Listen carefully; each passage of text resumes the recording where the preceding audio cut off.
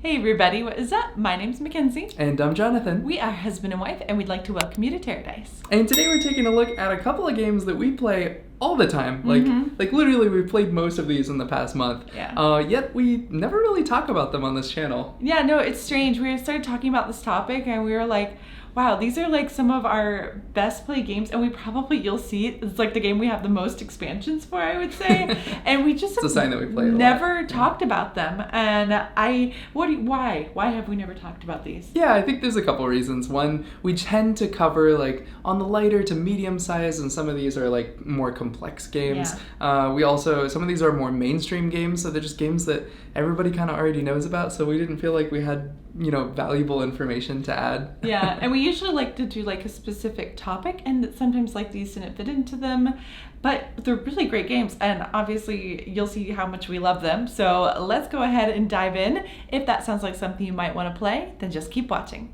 Okay, so I think we've mentioned this one once or twice, but Great Western Trail hits the table quite frequently in this house. We have the Rails to the North expansion that's in here. This is just like an all-time favorite game of mine. It's my third favorite game. So if you're not familiar with it, this is a game where you are like wrangling cattle and you're trying to like make it through the towns to the train station and then take, all those cows down the train station to other cities. And now it's a like deck builder hand management game where you want to end with a really good hand that's all diverse different cattle types. And what's really fun about it is you're going around a rondel that you're creating throughout the game by adding buildings along the route, and you might add like taxes on those buildings where when other people pass through they have to pay you and stuff like that. It's a great time. Next up is a game that is very popular, and I absolutely love this game as well, and that is Lost Ruins of Arnak. Now, this has been coined, as people say, it's like a Frankenstein of a game. It combines lots of different types of mechanics, I would say. It's like a worker placement and a deck building,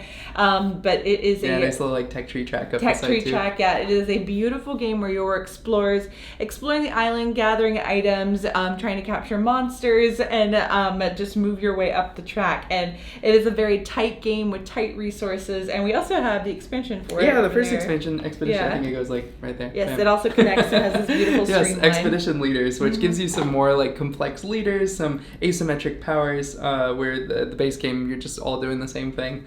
There's also a new expansion that is releasing this year that we're excited to check out. Yeah, so if you are into this like explorer-esque theme, I would definitely check out Lost Ruins of Arnak. Up next is an incredibly well-known game by a great company, and that is Scythe.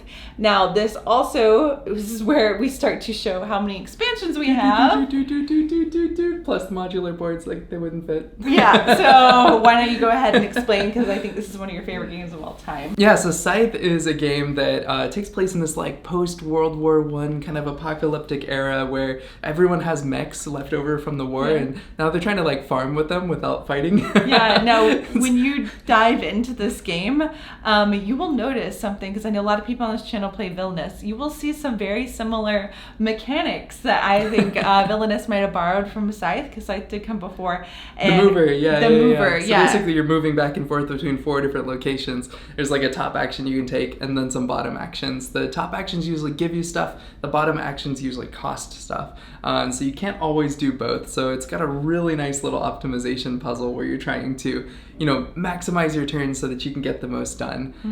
Throughout the game, you're going to be like upgrading your civ in different ways. So whether it's making it easier to do those bottom actions, or whether it's like getting mechs or getting enlists or recruits and having more people. So there's also all sorts of fun ways to get engaged in this game.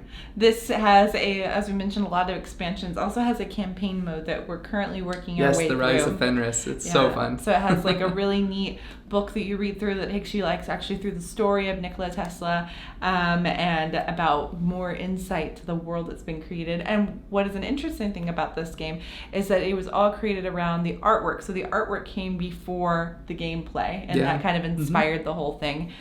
So I definitely go check out Scythe. It is by Stonemaier Games, and is an excellent choice. Next up is a game that Jonathan recently has dove far into the rabbit hole and has bought, I think, every expansion that exists with this game. Yeah. It took me 2 years. And but he is very gung-ho and talks about it all the time, and that is Root. Da, da, da, da. Yes, Root.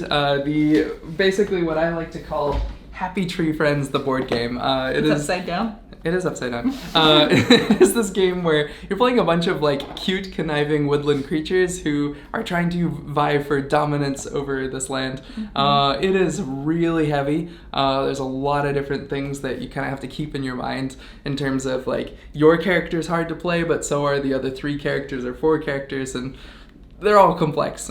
So you kind of have to keep an eye on everybody, but ultimately we're all working towards 30 points in very asymmetric different ways. But there's a lizard cult that I love that you can convert everyone to your cult. There's also just like all sorts of other fun ones. Yeah, this one I would also say is in a similar vein of Illness in that everybody has completely different objectives to everyone has to get to a certain amount of points, but how they go about getting those points in their gameplay, that is very different. And the design work is so fascinating. I can't even wrap my brain around it. Like the Vagabond is just one piece, and then I will play the Rat, and it has like so many pieces on the board, but somehow it's balanced, and like the one player piece will win, or the rats will win, and it's fascinating to me how it works. And you definitely are a Root fan. I root for Root. So next on this list, we have talked about this game before, and it was on our best board games for couples, but we have never talked about the entirety of this game before. And how it has grown. Oh, the shame or the pride. I don't know which one it is. I love it. I love it so much. Yeah, so Unmatched.